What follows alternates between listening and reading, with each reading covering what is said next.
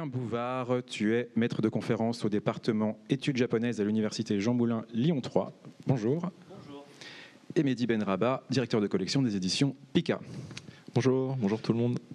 Donc, cette rencontre sur l'Underworld, c'est quoi? C'est le monde souterrain, finalement. Ce sont les marges de la société. Les marges, c'est assez vaste et assez large comme sujet. Ce sont en gros les personnes qui sont retrouvées volontairement ou non dans une voie divergente. Ah, pardon, un téléphone, c'est rien.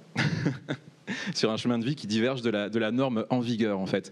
Donc nous, on va se concentrer vraiment sur le monde souterrain, c'est-à-dire le monde caché, en fait, l'envers caché de la société, tout ce qu'on ne peut pas voir de prime abord, parce que ça peut être honteux ou illégal, ou en tout cas tabou d'une certaine façon.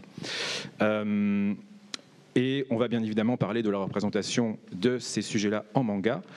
Et il se trouve que nous avons cette année à Angoulême plusieurs titres de ce registre-là qui sont en sélection officielle. Vous les voyez derrière. Il y a Kujo l'implacable aux éditions Kana, The Fable aux éditions Pika, Désir sous la pluie de Yoshiharu Tsuge aux éditions Cornelius.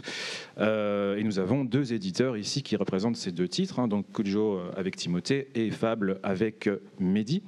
Alors avant toute chose, bien sûr, on va parler d'un panel assez large d'œuvres, pas que de celle-ci, mais j'aimerais d'abord qu'on présente, puisqu'on a la chance d'avoir Timothée et Mehdi avec nous, qu'on présente Kujo et Fable.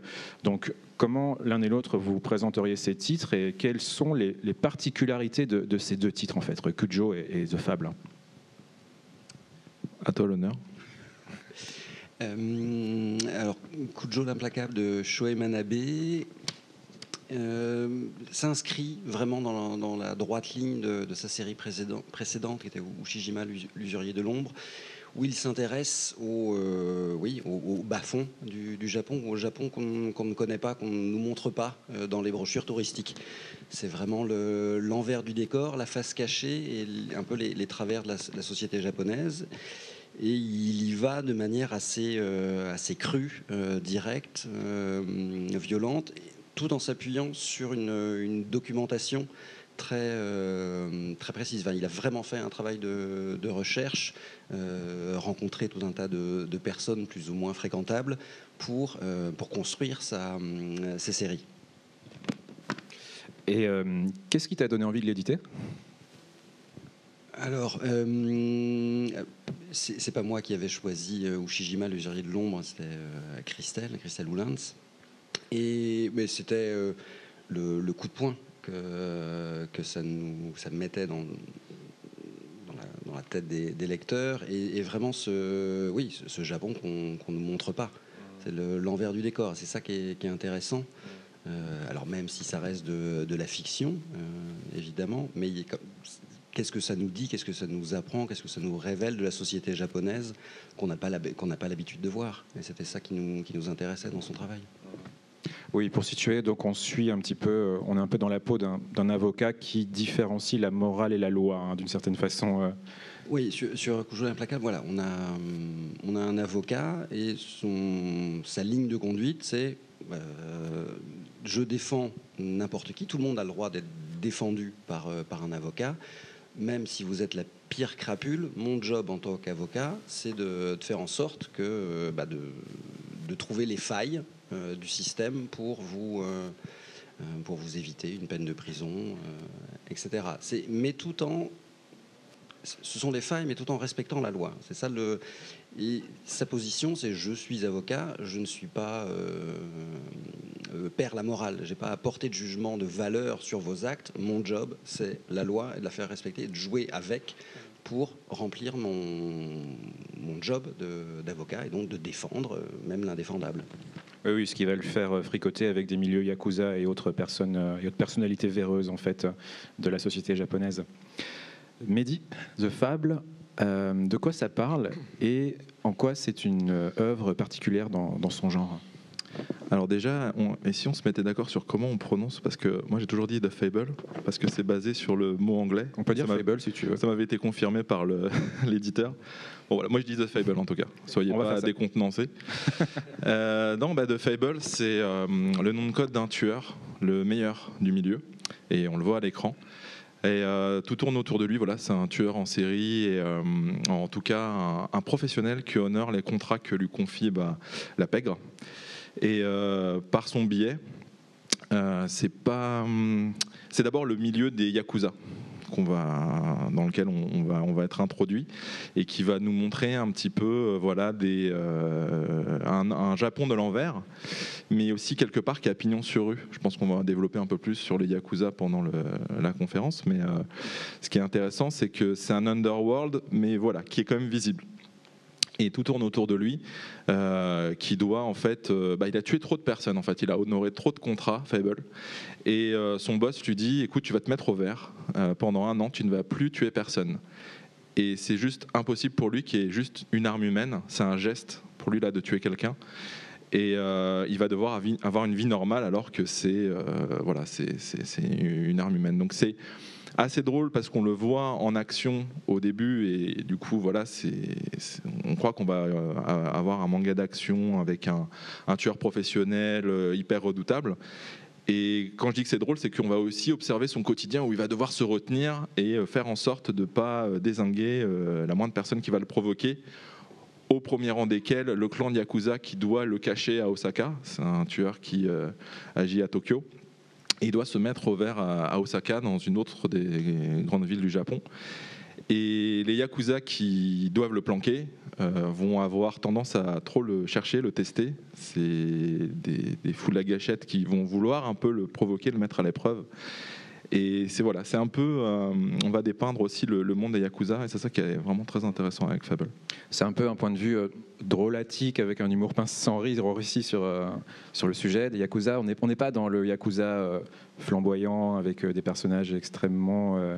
tu sais, il y a plusieurs types de Yakuza, bien évidemment, dans le manga, plusieurs types de points de vue, plusieurs types de mise en avant, de mise en valeur ou pas. Là, on a un peu de second degré quand même sur tout cet univers-là. Complètement, hein. C'est pas le Yakuza flamboyant, mais c'est un peu le Yakuza décadent, mais qui bombe encore le torse, qui roule des mécaniques, qui veut sortir son calibre, et qui va vouloir se frotter à ce qui se fait de mieux en tueur pro. Et lui, ce qui est vraiment génial, c'est que c'est un électron libre en fait. Il est complètement insaisissable. Il a des attitudes très provocantes sans s'en rendre compte. Et en fait, voilà, c'est un espèce de quotidien où on se demande comment tout ça va pouvoir tenir, évoluer. Parce que si jamais il tue quelqu'un ou il fait vraiment de la merde, son boss le retrouve et le tue. Et son boss est plus redoutable que lui. Donc il doit vraiment se tenir et tuer personne. Mais en même temps, c'est une grenade découpillée au milieu d'un clan de Yakuza. Donc voilà, à chaque chapitre, on se demande si cette grenade ne va pas exploser. Donc je le disais, ce sont des titres qui sont sélectionnés ici à Angoulême, donc forcément qui ont aussi un lectorat français. C'est un succès critique. Pourquoi, à votre avis, est-ce que ça intéresse les lecteurs français de lire sur les marges de la société japonaise, qui est un pays si loin de nous finalement, y compris dans des œuvres comme celle de Tsuge ou de Tatsumi. Je peux vous montrer ici par exemple Tadao Tsuge, qui est le frère de Yoshiharu Tsuge, qui paraîtra bientôt en français aux éditions Cornelius. Pourquoi est-ce que ça intéresse aussi les lecteurs français de lire sur les marges d'il y a 50 ans, en fait, au Japon? Pourquoi, voilà, qu'est-ce qui peut attirer en fait les lecteurs là-dedans? Oui, je crois qu'il y a une curiosité de la part du lectorat français sur le Japon au sens large. Et cette curiosité, on l'alimente, on la nourrit en allant sur d'autres sujets.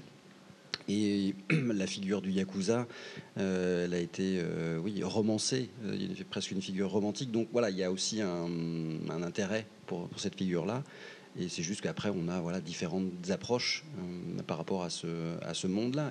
Et encore une fois, c'est sur ce que ça nous apprend du Japon, ce que ça nous en dit sur les travers ou les défauts ou les mauvais penchants de la société japonaise, qui ne sont pas souvent mis en avant, mais comme de la même manière on ne met pas en avant les travers de la société française.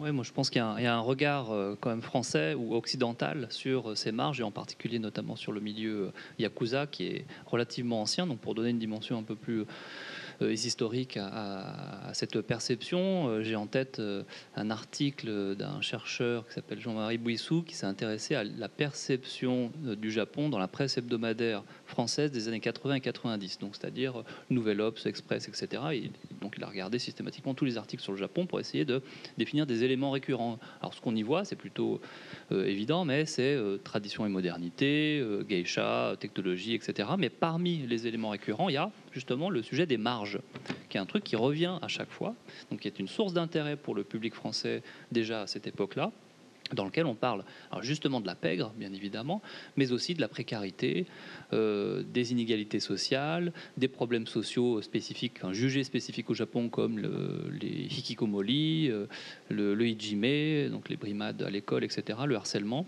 scolaire, qui intéresse en fait déjà à cette époque-là le lectorat français.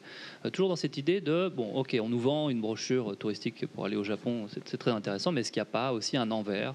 Est-ce qu'il n'y a pas aussi des problèmes sociaux particuliers qui, à mon avis, sont aussi quelque chose qui nous intéresse nous-mêmes sur notre propre société, et dont on a envie de savoir aussi s'il n'y a pas un équivalent ailleurs. Donc c'est plutôt logique. Et puis, pour revenir sur l'exemple particulier du Yakuza, il y a une romantisation, une esthétisation du Yakuza au Japon, même bien évidemment, à travers le cinéma de Yakuza, le manga spécifique, etc. Mais il y a aussi une réappropriation occidentale, je pense là aussi toujours dans la même période des années 80-90, avec Black Rain ou Soleil Levant, qui sont deux gros blockbusters américains qui mettent en scène des méchants Yakuza japonais qui débarquent aux États-Unis.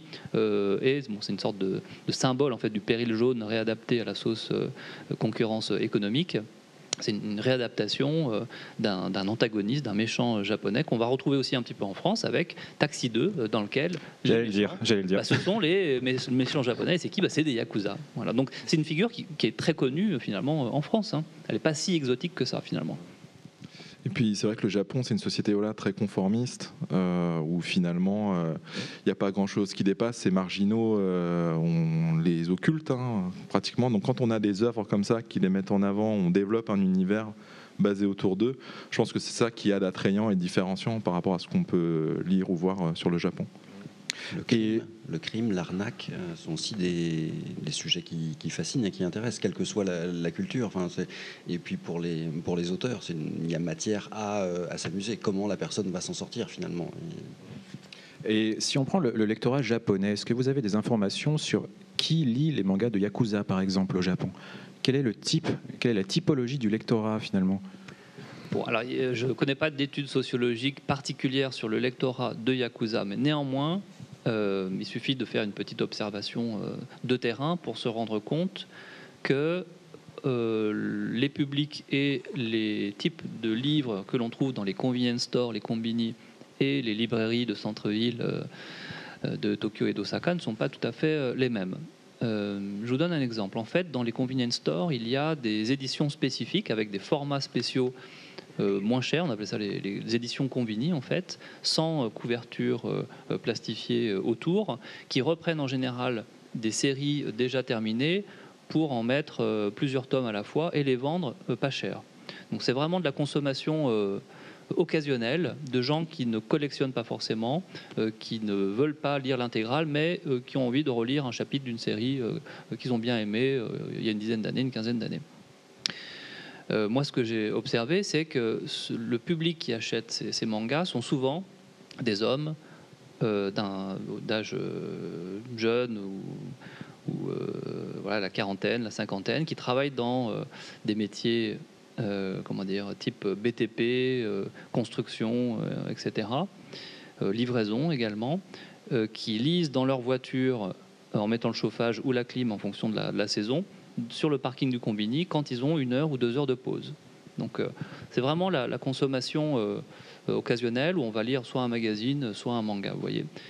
Quels sont les mangas qu'on retrouve le plus dans ces éditions Combini?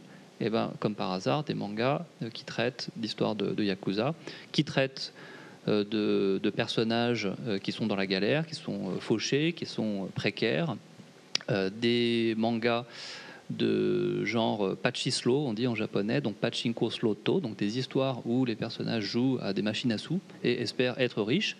Il se trouve comme ces gens qui sont dans la galère, qui travaillent en CDD et qui aimeraient bien aussi ne plus avoir affaire à leurs problèmes financiers. Donc voilà, c'est pas tout à fait le même public que les gens qui vont aller à Takoche dans cette librairie underground de Nakano, qui sont plutôt jeunes, plutôt féminins, plutôt éduqués, qui viennent d'écoles d'art, etc. Mais on est aussi dans une consommation de manga donc qui correspond aussi à des classes sociales et un genre aussi particulier. Oui, parce qu'il faut faire une distinction entre les mots underworld, underground. Donc l'underworld, le monde souterrain, mais ça peut être des mangas très mainstream. Mais ce qu'on appelle ici l'underground, ce sont plutôt des œuvres confidentielles, alternatives, expérimentales. C'est pas tout à fait la même chose. On peut utiliser au Japon l'appellation underground pour le monde de la pègre et l'underworld, mais voilà, il faut... Ouais, en fait, c'est un peu le problème. Hein. Le terme de underground, où on peut utiliser aussi subculture, est en théorie quelque chose qui touche un public populaire, mais qui, dans la réalité des faits, dans la réalité du lectorat, touche plutôt ceux qui ont un capital culturel, pour prendre un terme de sociologie, assez élevé. Donc des gens qui ont fait des études, qui lisent des ouvrages, de la littérature classique et qui aussi sont un peu pointus dans leur choix et leur goût, quoi. Donc c'est pas l'homme de 50 ans qui travaille dans le BTP et qui fait sa pause sur le parking du convenience store en fait. Voilà. Mais ce gars qui travaille dans le BTP, il lit aussi du manga. Ouais. Voilà. Il a aussi des séries fétiches qui correspondent pas tout à fait à ce qu'on appelle la subculture, donc pas toujours. Et en ça, pour revenir un peu à qui lit ça, c'est quoi la cible au Japon, si on s'en réfère au magazine de prépublication, donc là dans le cas de Fable Young Magazine, bon bah voilà, c'est le lectorat que tu décrivais, vraiment masculin. Et d'ailleurs, pour appâter ce lecteur masculin sur la couverture du magazine, c'est bien souvent une jeune fille plantureuse, voilà. C'est les hameçons pour attirer ce type de lecteur. Mais après, voilà, on a des œuvres de qualité comme The Fable. Et effectivement, c'est cette tranche d'âge, donc voilà, principalement masculine, jeune homme, homme vraiment dans la vie active. Mais après, moi, j'estime qu'il y a de tels chiffres de vente, là, que ce soit Kujo, The Fable au Japon, c'est vraiment, là, on parle de séries qui se classent vraiment dans le top des ventes aux côtés des meilleurs shonen que je pense que tout le monde connaît ici. Donc ça veut bien dire que le spectre est quand même plus large et qu'il y a un vrai intérêt. Je pense que voilà, les lecteurs japonais aiment bien se faire peur, comme quand on lit, je sais pas, un manga horrifique ou qu'on savoure un film horrifique, on aime bien se faire peur et se dire waouh, mais en fait j'ai pas accès à ce monde-là, mais là près de chez moi il y a peut-être un yakuza ou un tueur en série ou un avocat un peu véreux. Je pense qu'il y a un côté où voilà, les Japonais aiment bien frissonner avec ce genre de lecture. Alors il y a tout type d'œuvres. Hein. Ici j'ai sélectionné quelques couvertures subjectivement, mais on a autant les Yakuza que les galériens, que en bas à droite les travailleurs finalement du quartier rouge de Tokyo à Kabukicho, même le versant homosexuel du quartier rouge de Kabukicho. On en a déjà un petit peu répondu à ça, mais pourquoi est-ce qu'il y en a autant finalement au Japon? Pourquoi est-ce qu'on traite autant de ça? Est-ce que c'est un besoin de représentation de certaines catégories de la population? Donc par exemple les galériens dont tu parlais, les gens qui aspirent peut-être à une autre vie, est-ce que c'est un besoin de contestation des auteurs, un besoin de se faire frissonner comme tu le disais, tout ça à la fois? Pourquoi est-ce qu'il y a autant d'œuvres sur ces sujets-là, quoi? C'est quand même très très prépondérant quand on va au Japon. Effectivement, dans les combini, tu as énormément de titres avec des armes à feu, en tout cas, sur les Yakuza, sur tous ces sujets-là. Pourquoi est-ce que c'est si important, en fait? Ça dépend des œuvres et ça dépend des auteurs. Hein. Donc, est-ce que c'est un besoin de contestation? Alors, si on regarde la liste que tu as mis là sur le PowerPoint, il y a peut-être un ou deux mangas peut-être qui ont vraiment un souci de l'engagement politique. Je pense notamment à Alai. Effectivement, il suffit de regarder la couverture pour le comprendre. Hein, donc avec sa série Kiichi et Kiichi Versus, où on sent comme ça une volonté comme ça d'agréger un discours avec un combat social et politique que Alai revendique lui-même sur les réseaux sociaux. Il se fait pas prier pour critiquer les décisions du gouvernement, etc. C'est un artiste engagé tel qu'on peut en voir en France. Sauf que en fait, la majorité des gens que tu as mis, enfin des auteurs et des titres que tu as mis à l'écran, là, à mon avis, ne relèvent pas tout à fait de cela. mais plutôt d'une tradition ancienne, bien ancrée dans l'histoire culturelle japonaise, qui est de raconter les losers, les fauchés, les précaires, et de le faire d'une manière non pas misérabiliste, c'est-à-dire en plaignant ces pauvres types qui sont victimes de discrimination ou d'inégalité, enfin, d'un système inégalitaire, mais plutôt en essayant de le regarder avec un décalage, notamment avec le journal d'une disparition de Azuma Hideo. C'est exactement ça. Bon, c'est terrible, hein, l'histoire de Azuma. C'est un grand auteur des années 80 qui a connu une dépression et une disparition. Donc il a vraiment disparu pendant plusieurs années. Voilà, il a fait un petit travail, un petit boulot pour arriver à survivre. Il a vécu dans la forêt pendant un certain temps. Il mangeait dans les poubelles. Enfin, c'est horrible. Mais il le raconte avec ce type de dessin arrondi, rigolo, décalé, puisque lui-même a un regard en fait sur sa situation qui est pas du tout misérabiliste et au contraire plutôt amusé et amusant.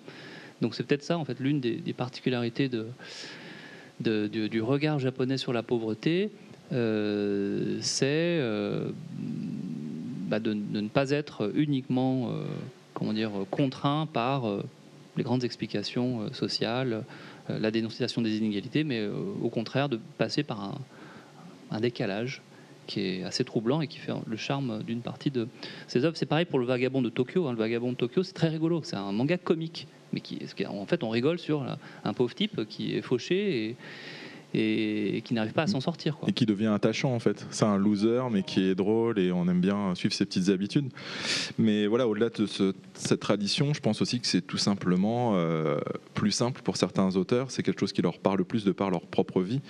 Là, je vois l'excellent choix de Détonation chez Pika Graphics par Tsutomu Takahashi. Bon, là, je pense que là, Timothée aussi, tu peux en parler. C'est un auteur qui n'a pas eu une vie toujours simple. Qui a même beaucoup galéré dans sa vie avant d'être un mangaka reconnu, et du coup de façon assez naturelle, c'est le destin des marginaux, pour être un peu passé par là, qu'il aime le plus retranscrire.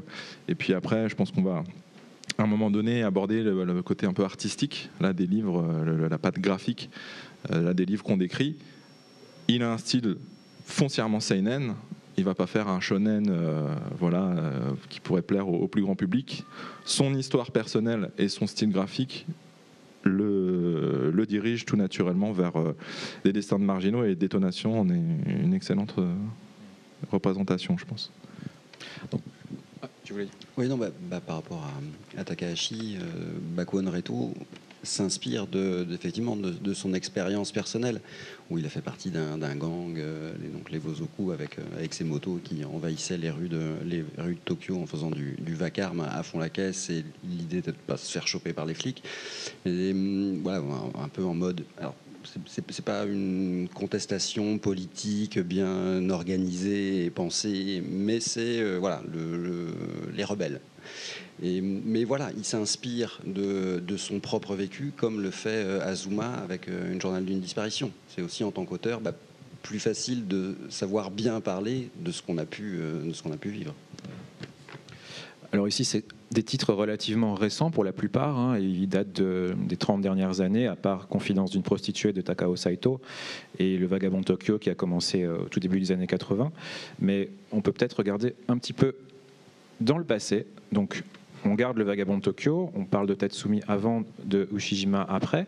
Si on se penche sur un petit peu l'histoire du Japon, de comment le Japon s'est relevé après la Seconde Guerre mondiale, comment le manga s'est développé et a commencé à parler de sujets comme les marges, quelles différences a-t-on pu voir au cours du temps, Julien, dans la représentation finalement j'aime pas ce mot, mais des perdants en fait de la reconstruction du Japon, puisqu'effectivement pour que tous ces immeubles poussent, il a fallu que certains souffrent, et certains auteurs comme Tatsumi ont rendu compte de la misère ouvrière et de tous ces types de sujets-là, quoi. Oui, comme tu le dis, en fait, Tatsumi, c'est l'un des créateurs en fait, du Gekiga à la fin des années 50, donc un type de manga qu'on trouvait dans les librairies de près, les Kashironya, surtout dans la région de Osaka. Donc, qu'est-ce qu'on trouvait comme type de récit? Alors, des thrillers, des histoires de meurtriers, justement, qui tranchaient avec le style du story manga de Tezuka, que que le maître avait inventé une dizaine d'années plus tôt. Donc en gros, ils ont ajouté au style déjà cinématographique de Tezuka en fait des sujets et des thématiques qui n'étaient absolument pas explorés par celui-ci et par d'autres mangaka alors, quoi. C'est-à-dire des thématiques et des angles, des registres qui proviennent plutôt du cinéma d'action, du polar, du cinéma noir, avec donc des meurtres en fait, des assassinats, des choses que Tezuka ne dessinait absolument pas.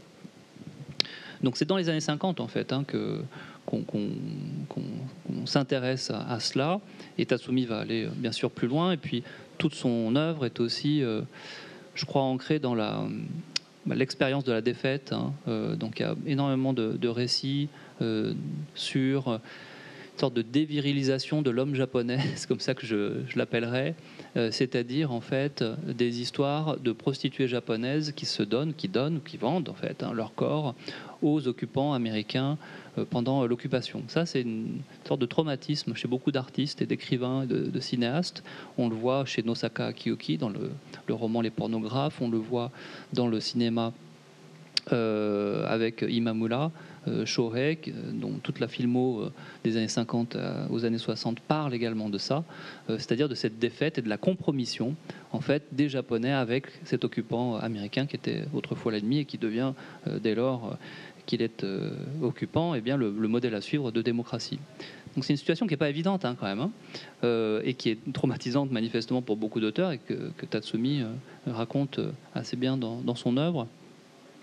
Donc c'est dur, c'est sale, c'est raconté d'un point de vue, si on parle du style cette fois-ci, voilà, les scènes de sexe de Tatsumi, c'est presque que des viols ou du sexe sous contrainte, sous la menace, c'est sale, c'est dur, c'est violent. Enfin, les gens viennent de manger, fais attention quand même. Parce que, c'est une dénonciation de ce système américain de la démocratie ou du modèle de consommation à l'américaine que les Américains. C'est pas une dénonciation de la démocratie, au contraire, en fait, le point de vue de Tatsumi, de Imamura Shohei, etc., est plutôt un point de vue de gauche, anti-Japon impérial, anti-militariste, mais néanmoins anti-américain dans ce qu'ils apportent aussi avec eux, c'est-à-dire le capitalisme, voilà, la futilité, l'artificialité de la culture américaine, bref. Voilà, et puis cette situation asymétrique d'humiliation au quotidien par les GI que les jeunes Japonais ont expérimenté à cette époque-là. Voilà, une occupation américaine, c'est pas anodin. Voilà. Il y a des gens avec des armes, ils ont le pouvoir, ils peuvent faire n'importe quoi. Et puis, s'ils font quelque chose de mal, de toute façon, ils ne seront pas jugés. Sur place, ils retourneront aux États-Unis, ils seront lavés de leurs crimes. Vous voyez, c'est quand même absolument injuste, en fait. Et ça va durer 7 ou 8 ans, l'occupation américaine sur le territoire japonais. Okinawa va rester américain jusqu'en 72. Bref. Ce qui est intéressant à constater aussi, en fait, si on regarde ces trois œuvres, c'est que ce sont trois époques assez clés du Japon. Finalement, la reconstruction est claire dans les années 60 pour Tatsumi, la bulle économique dans les années 80 pour le vagabond de Tokyo, et l'après-bulle économique, l'éclatement de la bulle spéculative, donc, qui est une grande période de récession finalement économique, dont les Japonais subissent encore les effets de cet éclatement aujourd'hui. Et ces trois œuvres montrent l'envers de ces trois finalement moment prospère pour une partie de la population japonaise, pas pour tout le monde, et on peut ainsi découvrir cette face cachée du Japon en fait, dont on n'a pas forcément conscience lorsqu'on s'y rend, par exemple. Moi, en réfléchissant un petit peu au sujet ce matin et en regardant maintenant les titres que tu présentes, je vois quand même un lien entre tous les histoires de galériens, de fauchés, c'est les dettes. Alors c'est d'autant plus le cas avec Ushijima, bien évidemment, mais c'est vrai que ce phénomène social des dettes et des endettés au Japon est largement plus massif que chez nous. Donc il y a plein d'expressions, chaque Kim-mamile, être empêtré dans ses dettes, c'est en général le quotidien des plus pauvres au Japon. Donc ils ne sont pas simplement pauvres, ils ne sont pas simplement fauchés, en fait ils doivent de l'argent. Alors, ils doivent à des copains quand ils sont dans des histoires un petit peu louches, mais ils doivent aussi souvent de l'argent, alors aux impôts, mais aussi à des organismes type Sofinco, etc. Je ne sais pas comment est-ce qu'on appelle ces banques de prêt, qui au Japon bénéficient d'une législation beaucoup plus fluide, beaucoup plus libérale que chez nous. C'est-à-dire qu'en fait, les taux d'emprunt peuvent être beaucoup plus élevés que chez nous. Alors, chez nous, c'est, je sais pas, peut-être 5%, 6%, j'en ai aucune idée, j'ai jamais fait ça. Les fameux crédits à la consommation. Au Japon, ça peut monter jusqu'à 20, 30%, des montants complètement délirants, qui sont totalement irréalistes et qui, au lieu d'aider des personnes qui n'ont pas d'argent, les mettent encore plus dans vous voyez, dans la M. 3 points de suspension. Si je reviens à cette frise ici d'œuvre, est-ce que vous pensez qu'il y a une spécificité japonaise dans la façon de raconter les marges, quelque chose qu'on ne retrouve pas ailleurs dans le monde, ou qu'il y a des équivalents dans la bande dessinée? Est-ce que c'est vraiment quelque chose de très spécifique au Japon? Ce que je dirais qu'il y a vraiment de spécifique au manga et la série là dont je suis venu parler aujourd'hui, de Fable, c'est le côté grotesque, un peu ridicule, dérisoire de ce contexte-là que tu décrivais. Donc on parlait de la période post-bulle économique. À force de s'être battus entre eux, d'avoir fait trop de guerres dans les rues, les clans de Yakuza, et dans ce contexte économique plus défavorable, se sont attirés vraiment les foudres de la police qui, dans les années 90, ont décidé de faire la misère aux Yakuza. Avant, ils étaient tolérés, maintenant ils sont de plus en plus traqués, les sources de revenus sont moins importantes, il y a une vraie galère aussi dans les clans de Yakuza de nos jours, ou en tout cas à l'époque où se passe The Fable, et de moins en moins de nouveaux Yakuza pour prendre le relais, ce qui fait que ces mecs-là dans The Fable, ils veulent pas perdre la face, comme je disais, ils continuent de rouler des mécaniques, mais ce qui est génial et en même temps grotesque dans ce titre, c'est que du coup on s'attarde sur vraiment les détails de leurs conditions. C'est-à-dire que quand un chef, ou en tout cas un lieutenant de clan, somme un petit jeune d'aller surveiller The Fable, parce que comme je vous l'ai dit, il loge un tueur, ils sont censés le planquer, mais ça les démange de le challenger, d'aller le tester, et du coup ils le mettent sous surveillance, et ce jeune de clan de Yakuza, il ne sait pas quelle voiture prendre pour pouvoir faire le guet dans sa bagnole, parce que le lieutenant lui a dit par contre tu sors de la bagnole parce que là j'en ai besoin pour une course, je t'ai ramené une autre voiture, bon elle est un peu plus petite mais tu te démerdes. Et ça prend une page, on se dit mais c'est un détail, on s'en fout, mais quand on est dans l'histoire de The Fable, on a affaire à des gangsters, mais ils n'ont pas le charisme de gangsters, ils sont dangereux, ils sont armés, ils ont déjà tué des gens, il leur manque même des phalanges. Mais en fait, ils ont des problèmes du quotidien, comme il n'y a pas assez de voitures pour la planque. Qu'est-ce qu'on fait ? Je sais pas, chef. Enfin, voilà. Donc ce côté-là, le côté galère, on le ressent par des scènes où ça peut paraître comme ça ridicule, mais dans la lecture, on est pris et on rit parce qu'on se dit, il y a un danger, il y a une vraie tension, les gens peuvent mourir dans The Fable, mais on n'oublie pas les petites galères du quotidien. Et du coup, on est entre humour et vrai thriller. Et ça, je pense qu'il n'y a que le manga qui peut nous offrir ça. En BD, je ne vois pas ce genre de ton drôle, grotesque et en même temps flippant. Et surtout en mode série. Peut-être que ça peut arriver le temps d'un roman graphique, d'un one-shot, mais de cette manière-là, où on va suivre ces personnages, alors plus ou moins comiques, où ça dépend de la façon dont l'aborde l'auteur. Dans Shohei Manabe, c'est beaucoup plus noir, sérieux, où oui, effectivement, la misère de l'endettement et comment cette frange de la population des Yakuza, et pas que, se sert de ça pour mettre des gens sous leur coupe et eux s'en sortir, ou dans certains cas devenir riches et profiter du système à fond. Voilà, il y a en tout cas toute une galerie de portraits sur toute cette misère ou toute cette galère. Alors voilà, galère quand c'est un peu traité en mode plus léger, et misère quand c'est de manière beaucoup plus dure, beaucoup plus noire, mais qui permet aussi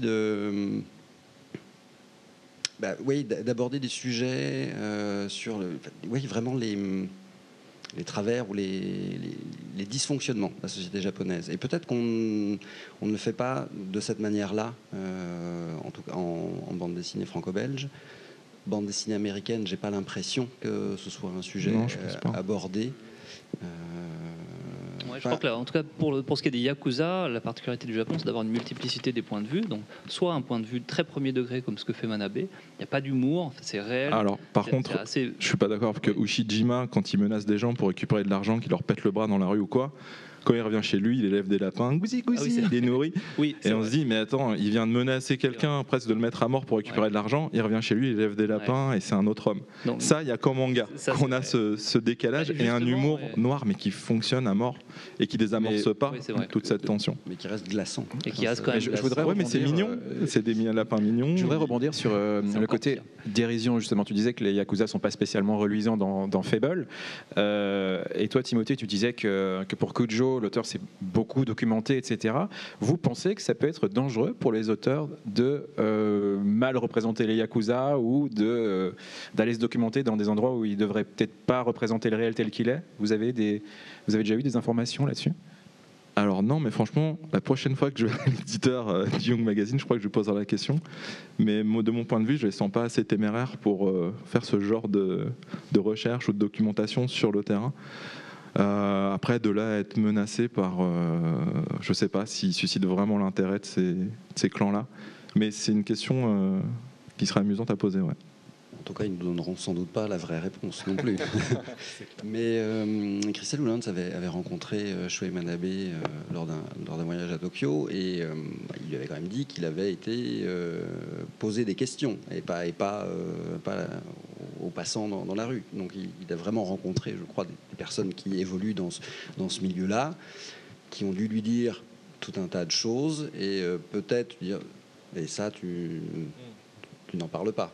Je ne sais pas s'ils ont mis un s'il te plaît, n'en parle pas, mais voilà. Mais aussi il avait, ne serait-ce que sur les objets utilisés, alors parce qu'il y a que ce soit dans Ushijima ou dans Kujo, il y a quelques scènes de torture qui sont.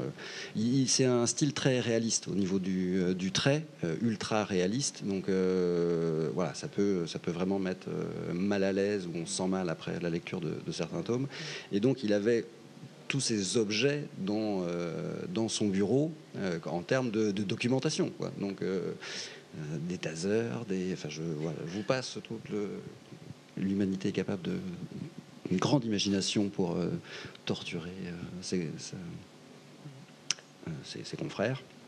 Et donc voilà, il y a quand même dans cette partie recherche, documentation, oui, il a forcément été pas témoin, mais en tout cas, bon, on a dû lui donner beaucoup d'informations pour qu'il puisse décrire la chose de la manière dont il le fait. Ici, en haut à gauche, vous voyez Sanctuary. Il se trouve que Ikegami Ryoichi était invité au Festival d'Angoulême l'année passée. Et lui, c'est quelqu'un qui aime bien parler, qui a de l'humour en plus. Et ce qu'il racontait, c'était qu'il a reçu un coup de fil un jour d'un Yakuza qui se plaignait que dans le manga, ça ressemblait trop à son boss ou quelque chose comme ça, si je me souviens bien. Je pense que c'est à peu près ça. Non. Et suite à ça, Ikegami a changé de numéro. Donc ça peut arriver visiblement qu'il y ait des plaintes ou en tout cas des coups de fil. C'est énorme. Ça veut donc dire que son manga était bon et qu'il a attiré l'attention en haut lieu. Qu'il était lu par des Yakuza. Ça, c'est intéressant aussi, que les mangas de Yakuza soient lus par les Yakuza. Absolument. Et pour faire un autre lien entre le monde du manga et celui des Yakuza, je pense à quelque chose maintenant. C'est que dans le métier même d'éditeur, il y a des techniques, des stratégies qui ressemblent un peu à celles du Yakuza. Bon, vous savez que les... Mehdi. Pourquoi moi?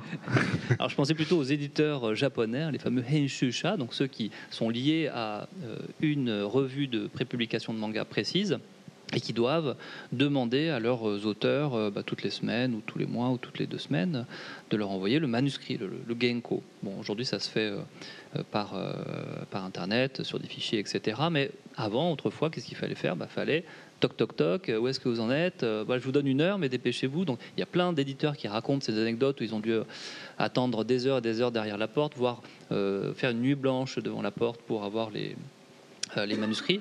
Et en fait, j'avais un ami au Japon dont le petit travail quand il était étudiant, c'était de mettre la pression aux auteurs de manga pour une revue de prépublication spécialisée justement dans les pachislo manga, c'est-à-dire ces fameux mangas de Machinasu ou de pachinko. Donc un genre extrêmement mineur, une toute petite maison d'édition. Et ils avaient fait appel à des petits CDD pour faire ce boulot. Et il disait, mais en fait, j'ai l'impression d'être un yakuza quand je vais chez les auteurs, et que je tape à leur porte, qu'ils ne me répondent pas, qu'ils font semblant. Ah, je sais que tu es derrière, hein, allez, fais pas semblant, etc. Enfin bref, c'est des stratégies d'extorsion de fonds, sauf qu'on ne va pas chercher de l'argent, on vient chercher le trésor qui est en fait les fameuses planches de manga. Donc quelque part... c'est aussi ça, la société japonaise. L'intimidation est rémunérée. Ouais, c'est quand même beau. C'est vrai. Dans toutes les sphères de la société. Et je repense à la question tout à l'heure, pourquoi c'est peut-être plus spécifique au Japon qu'à la production européenne ou américaine. Peut-être que cette pression de la société exercée sur la population, où on n'est pas censé faire de vagues, on est censé se conformer et rentrer dans le moule, ça exerce une pression énorme sur les gens, et quand on n'y arrive pas, on bascule. Et on fait appel à des sociétés de crédit à la consommation, et c'est une espèce de cercle infernal qui se met en branle. Et voilà, peut-être qu'on connaît moins ça aussi, du fait qu'on ait moins cette pression générale sur il faut être rentré dans le moule tous. Et pour revenir encore juste à une question encore antérieure, c'est vrai que c'est peut-être ça aussi qui plaît aux lecteurs japonais et qui intéresse aussi les lecteurs de notre marché, c'est que comme voilà, c'est le destin de ces marginaux, c'est des héros, des héroïnes qui sont hors, ou en tout cas malgré eux ou par leur propre choix, qui sont hors de cette pression que la société japonaise impose, et forcément là ça suscite l'intérêt de voir une vie qui n'est pas la sienne, quoi. Je voudrais qu'on se penche un peu sur le point de vue des auteurs et la possible coloration politique en fait des titres, en commençant par les titres de Manabe. On parlera d'un titre Pika juste après et d'un autre encore avec Julien. Mais qu'est-ce que, à ton avis, Timothée, qu'est-ce que veut nous dire l'auteur en fait ? De quel côté il se situe ? Est-ce qu'il est dans le jugement ? Est-ce qu'il est neutre ? Est-ce qu'il est dans la mise en garde ? Est-ce qu'il est critique vis-à-vis de... Voilà. Est-ce qu'il est critique vis-à-vis des gens qui font les mauvais choix dans la vie ? Est-ce que... Je ne vais pas m'amuser à répondre à ça. Ne réponds pas. Oui, je vais juste, moi, quel regard je porte sur son travail. Je trouve qu'il y a une dénonciation de pratiques et de façon de fonctionner de la société japonaise.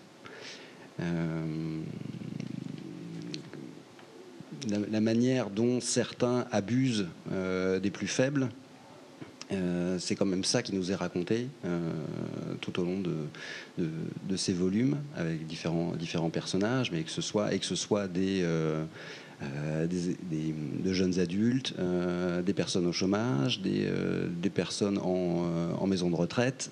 Voilà, il montre toutes les failles possibles de la société japonaise, l'isolement, l'abandon. Donc voilà, je ne sais pas quel regard lui porte là-dessus et qu'est-ce qu'il veut dire avec tout ça, mais moi je le vois comme je vous montre ce qui ne va pas, et après j'ai pas forcément les solutions. Ces héros ne sont pas des modèles, enfin, en tout cas je ne l'espère pas. Pas du tout, plutôt, non. Voilà, le contrepoint, mais voilà, il montre tout ça qui va pas et qu'il faudrait essayer de régler peut-être. Ce qui est compliqué, c'est que son héros là, Kujo, c'est pas un observateur extérieur à ses problèmes, c'est qu'il y participe, il est actif en tant qu'avocat en utilisant des vices de forme pour protéger aussi des malfrats. Donc c'est assez limite en fait. Enfin, c'est assez limite. On sent, mais je pense que c'est fait exprès. Manabe est très intelligent. Il sait comment arriver à gêner le lecteur. Moi, je pense que son but, c'est ça. C'est de nous titiller, de nous gêner, de nous déranger. Oui. Ça aurait été trop simple d'avoir un avocat éthique qui prenne toujours le parti de la veuve et de l'orphelin. Là, on est dans une société qui est effectivement au sein de contradictions qu'on ne peut pas changer comme ça. Et c'est une vision de l'intérieur sans point de vue moral, et c'est peut-être aussi ce qui donne l'intérêt à ce manga en fait. C'est dérangeant pour provoquer l'électrochoc chez le lecteur. Mehdi, on parlait de Tsutomu Takahashi, et un titre qui m'intéresse chez lui, c'est Jumbo Max, qui montre comment une personne tout à fait lambda franchit la barrière de l'illégalité, en fait, en devenant, pas un baron de la drogue non plus, mais quelqu'un qui crée des petites pilules qui ne sont pas homologuées, on va dire. À ton avis, ou en tout cas, toi, comment tu le ressens? Est-ce que c'est une dénonciation? Est-ce que c'est une façon de montrer, est-ce que tu crois que l'auteur a un point de vue empathique vis-à-vis de ce loser entre guillemets, ce perdant, comme on disait tout à l'heure, Julien, de la société? Est-ce que voilà, on est dans une zone plus grise? Où est-ce qu'on serait pour toi dans le Jumbo Max? Pour le coup, je trouve qu'il y a une approche, mine de rien, un peu entertainment, comme une série de télé pourrait le faire, quoi. Moi, je pense forcément, et moi c'est ça qui m'a chauffé sur ce titre, le côté un peu Breaking Bad, c'est-à-dire qu'on part vraiment d'un loser, voilà, un héros qui a une cinquantaine d'années et qui a toujours eu de tout temps des problèmes d'érection, et un jour sa femme lui dit qu'elle est enceinte. Certainement pas de lui, puisque voilà. Donc il en vient à tester ces petites pilules qui lui redonnent la forme. Il a envie, lui, en tant que pharmacien, de les créer lui-même. Et il va se procurer des éléments légaux, mais il va faire des mélanges illicites. Et en fait, c'est toute la mécanique, toute l'ascension, un peu malgré lui, de ce loser, qui va fricoter avec des gens peu recommandables, des gens de la pègre d'ailleurs. C'est plus ce parcours, c'est plus cette trajectoire. Je crois que c'est ça en fait que Tsutomu Takahashi a envie de raconter. C'est une trajectoire marquante. Alors oui, dans un cadre très réaliste, graphiquement, c'est pareil. On a un vrai réalisme dans les chara-design, l'environnement dans lequel les personnages évoluent, qui met un peu mal à l'aise, parce que très proche de la réalité. Et je pense que c'est avant tout ça qui veut dépeindre des destins marquants, des personnages que les lecteurs vont peut-être jamais oublier, parce que très travaillé, très réussi. Je ne sais pas s'il y a vraiment une forme de dénonciation, c'est plutôt un propos plus naturel pour lui, parce que vraisemblablement sa vie, son propre parcours a fait qu'il a été proche de ce genre de marginaux. Mais après ça n'en demeure pas moins une photographie d'une société japonaise. Et là, les gens feront leur propre constat, leur propre jugement. Je ne suis pas vraiment sûr que lui, il ait cette démarche. Même si c'est quand même un auteur engagé ou quoi. Dans le cas précis de Jumbo Max, je pense qu'il voulait d'abord s'amuser avec un héros qui ressemble à rien, mais qui malgré lui va prendre énormément d'ampleur, plus qu'il pouvait l'imaginer.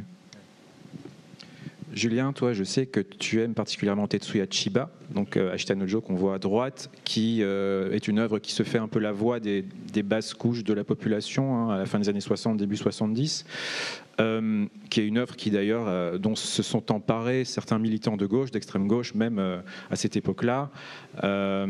Il me semble d'ailleurs que le scénariste Asao Takamori et Kika Ujiwara est plutôt orienté à droite, si je me trompe pas.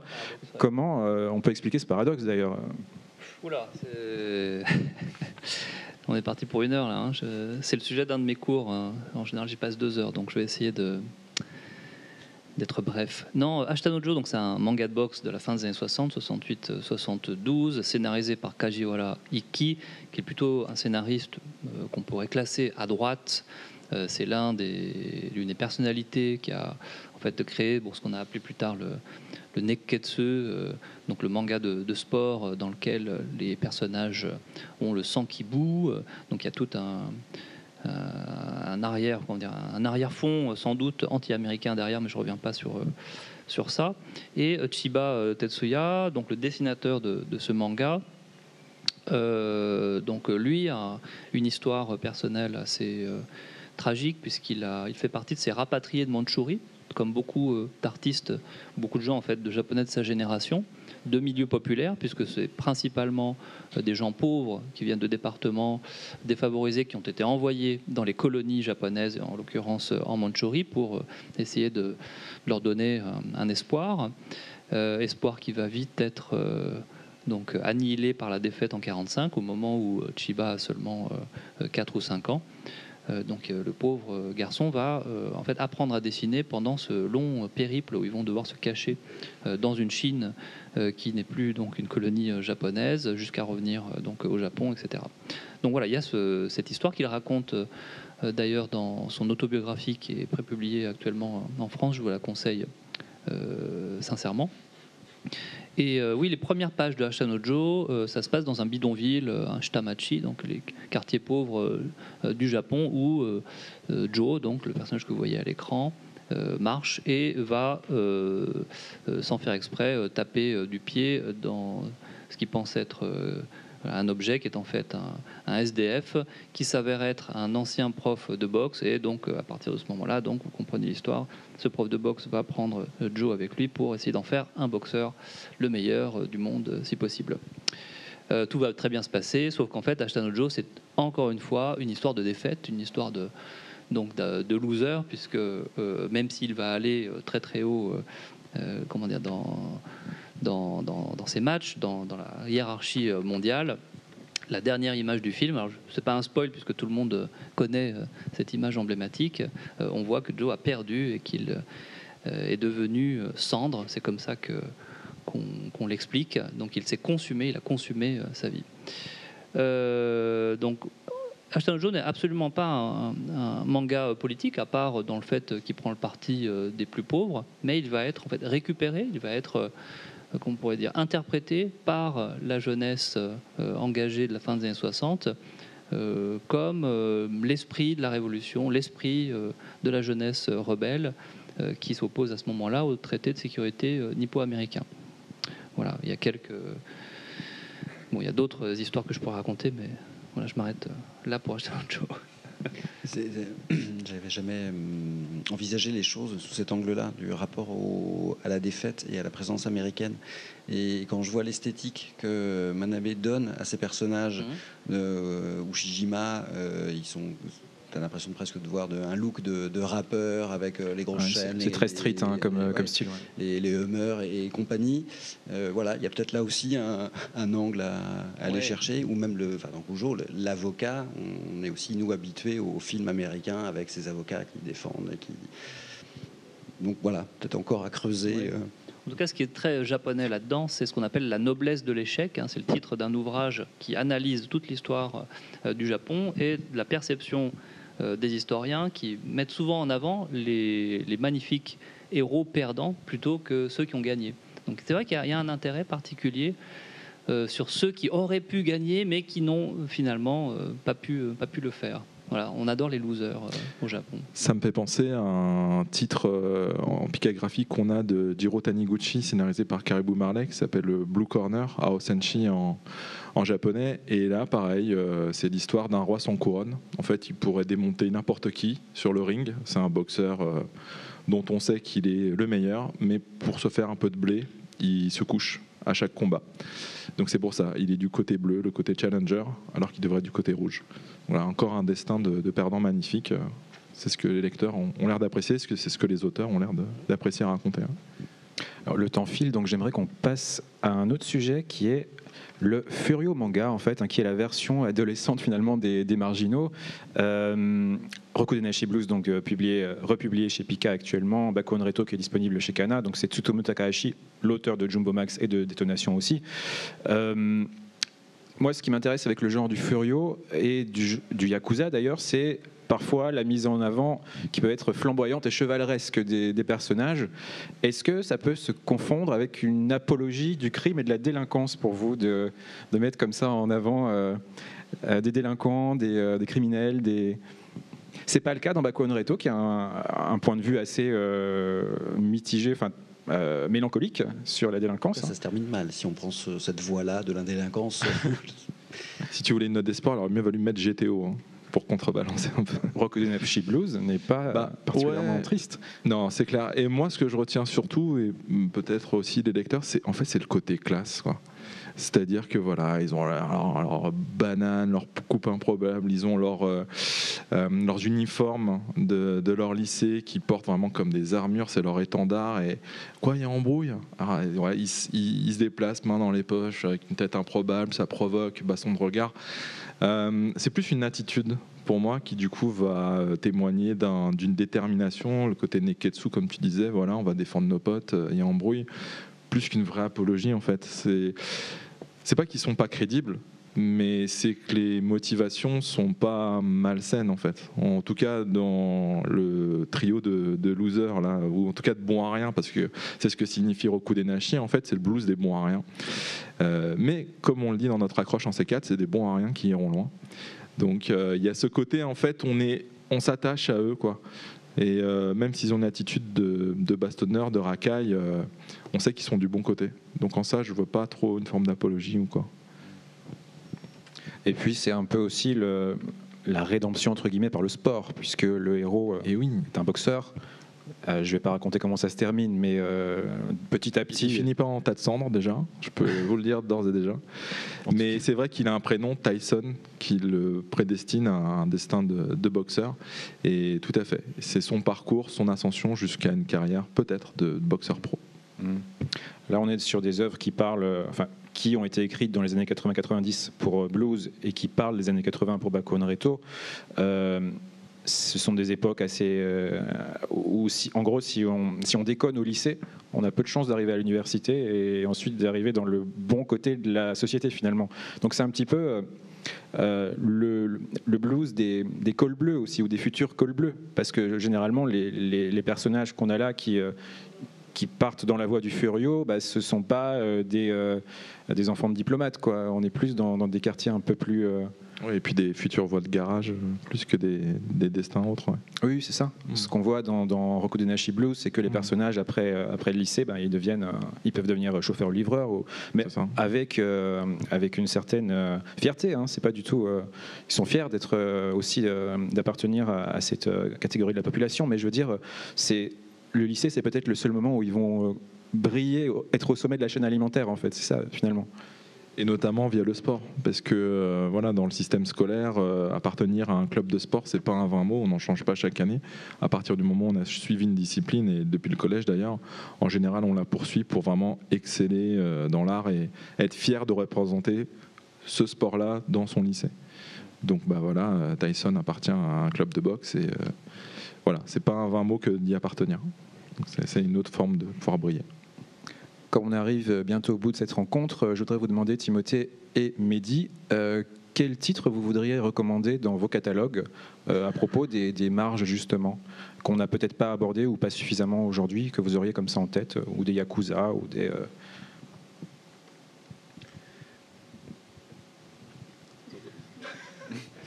Mais moi, j'ai envie de reparler de Kujo, parce que je le trouve extrêmement contemporain, pour le coup. On est dans le Japon d'aujourd'hui. Et ce qu'il dépeint, alors après, on n'a pas répondu à quel est son propos ou son intention politique derrière tout ça, mais est extrêmement, je trouve, intéressant et nous amène à nous poser des questions sur nous aussi, nos sociétés, et vers quoi on pourrait tendre si on ne fait pas attention. Et notamment par rapport... il y a dans les... Alors je ne sais plus dans quel tome exactement, mais cette problématique autour de... Il y a un mafieux, un Yakuza, qui a monté une arnaque avec des maisons de retraite. Voilà, il y a eu une triste actualité il y a quelque temps en France, où, alors on n'en est pas là, mais quelque part c'est aussi un peu ça. Donc espèce de point de vue sur le Japon actuel qui résonne quand même avec nos sociétés aussi, à nous de ce côté-ci de la planète. Ce qui est sûr, c'est que c'est un manga qui ne ressemble à absolument aucun autre, si ce n'est peut-être Ushijima du même auteur, mais c'est un point de vue que lui seul porte, en fait. On ne trouve pas vraiment, je pense, dans le paysage manga de plonger aussi profonde et peut-être sordide aussi dans les recoins de la société, avec autant de détails, avec autant de documentation. Honnêtement, tu as choisi vraiment de chouettes titres et je t'en remercie. Donc, tu es déjà allé par toi-même puiser dans notre catalogue, donc c'est cool.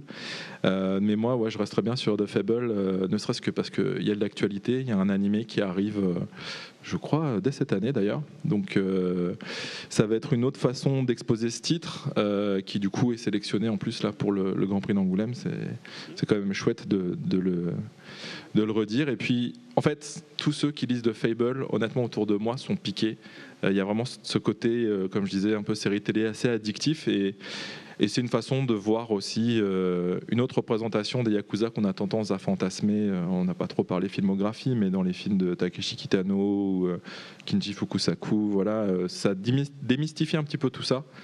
Et si vous voulez voir la version japonaise de Léon en tueur pro, foncez sur The Fable, c'est une lecture qui devrait vraiment vous aguicher.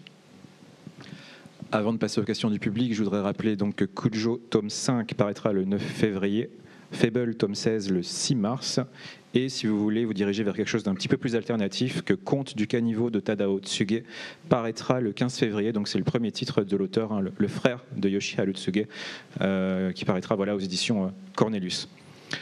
Si vous avez des questions, n'hésitez pas à lever la main pour n'importe quel intervenant ici autour de la table. Non, pas de questions. On les a choqués.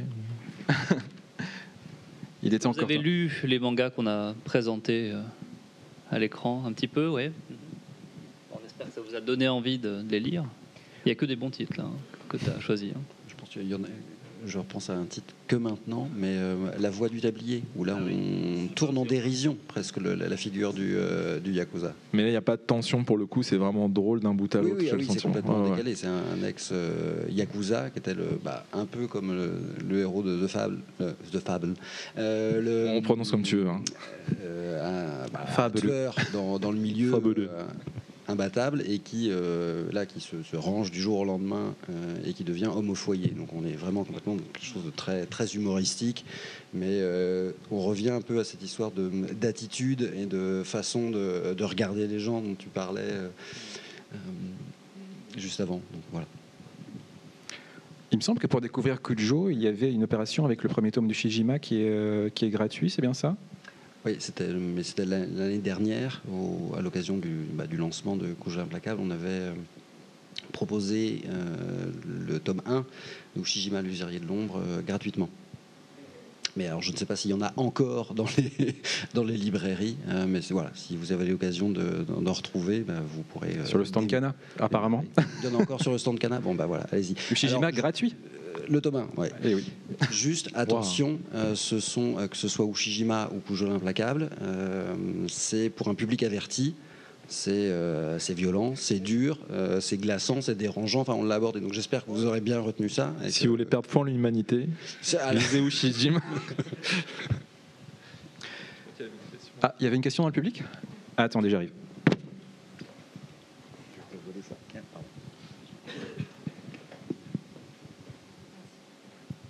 Bonjour, désolé, je suis arrivée en retard. Du coup, je vais peut-être poser une question que vous avez déjà couverte, au cas où me répondez pas, c'est pas grave. Est-ce que vous avez traité un peu de la figure dans d'autres parties, dans d'autres temporalités, dans le passé, dans le futur, je sais pas, des mangas qui couvrent d'autres époques en fait, mais avec des figures qui sont aussi, du coup, dans les marges de la société. Je sais pas si vous en avez parlé ou pas. Désolé. Rapidement, oui, on a parlé des années 50, des années 60, du Gekiga, bien évidemment, de la figure du fauché. Et vous... Ah, d'accord. Non, c'est vrai. C'est un point de vue qu'on aurait pu prendre à propos des marges, bien évidemment. Je sais pas, l'œuvre de Shilato Sanpei, c'est ça. Hein, c'est des exclus. Voilà, dans Kamuiden, c'est par exemple un héros qui appartient à la catégorie des Bulaku. Ouais, et puis d'une manière générale, toute son œuvre, c'est comment résister au pouvoir. Alors à l'époque, donc c'est les shoguns notamment, c'est le daimyo. Comment depuis nos classes de paysans ou de samouraïs sans maître, on peut arriver à se coaliser pour survivre et pour voilà, contrer l'oppression qu'il représente. Donc là, pour le coup, il y a un message politique assez évident, assez fort, en passant par le récit historique, oui, par le Jidaigeki. D'autres questions ? Ah, ben voilà, ça y est. Pas Pas des questions reloues. On n'osait pas. Donc, déjà, merci pour la conférence, c'est vraiment passionnant. Moi, j'avais une petite question en plus sur les personnages de l'Underworld, dont on parlait, plutôt les endettés, les pauvres, parce que finalement, les Yakuza, c'est vrai qu'on a conscience qu'on les voit beaucoup, même dans les films, on en parlait aussi, on n'a parlé que des mangas ici, mais sur ces marginaux plutôt endettés, est-ce que ça permet de les rendre visibles, tous ces titres, tous ces mangas? Est-ce que c'est du coup quelque chose, un sujet dont ils abordent plus facilement pour rendre ces situations concrètes, ou est-ce que justement ces mangas existent parce qu'on n'en parle pas et on a besoin d'en parler à travers ces œuvres? Ce qui est sûr et certain, c'est qu'on parle pas trop de ses propres dettes, hein, même à ses amis. En général, c'est quelque chose qu'on garde secret, dont on a honte par définition. Et peut-être que le manga, justement, par la liberté d'expression qu'il offre, permet de raconter tout cela, tout simplement.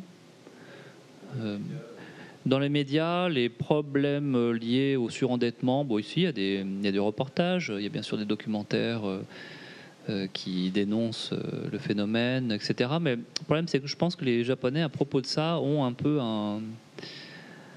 un point de vue pas forcément très empathique avec ceux qui vivent le surendettement. L'idée étant, ma foi, chacun sa responsabilité, vous êtes libre de contracter un crédit à la consommation, c'est votre responsabilité, c'est de votre faute, bon courage, etc. C'est une manière un peu dure d'envisager le phénomène. Et de fait, au contraire, ces mangas-là peuvent arriver à raconter des histoires de manière assez précise et à créer de l'empathie, à créer de l'attachement avec des situations sociales inextricables où les pauvres individus sont, comme dans Kujo par exemple, alors bien sûr ils font des choses absolument dégueulasses, ces gens, mais de l'autre, ils sont aussi dans un système pyramidal de contraintes qui font que la vie vous oblige à passer par des mauvais choix. Ça nous emmène sur des questions presque philosophiques. Est-ce qu'on fait un choix quand on contracte un crédit à la consommation? Est-ce que c'est la société, votre environnement, la pression sociale, les inégalités? Bref. Ce n'est pas la réponse. Est-ce qu'il y a une dernière question par hasard dans le public? Non? Une fois, 2 fois, 3 fois? À juger. Alors, merci beaucoup d'avoir été présent. Merci Timothée, merci Julien, merci Mehdi. Merci à toi, merci à vous. Je vous souhaite une bonne suite de festival et une excellente après-midi.